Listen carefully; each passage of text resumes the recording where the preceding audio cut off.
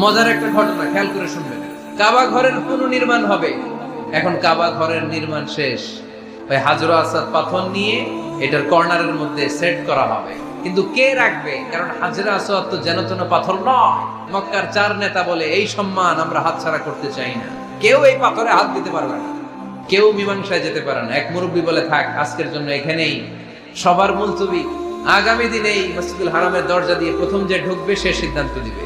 আল্লাহর মেহেরবানি, এর পরের দিন এই পথ দিয়ে ছুটে এসেছে বিশ্বনবী মুহাম্মদ। সবাই বিশ্বনবীকে বললেন এই ঘটনা, কেউ তো পাথর ছাড়তে চায় না। বিশ্বনবী বললেন, কই পাথর?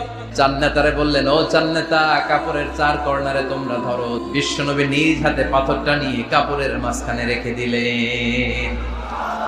এবার বিশ্বনবী আগে আগে যায়, কাবার কাছে যে বিশ্বনবী আবার নিজ হাতে পাথরটা তুললেন, আবার নিজ হাতে কাবার ভেতরে রেখে দিলেন। পড়েন সুবহানাল্লাহ।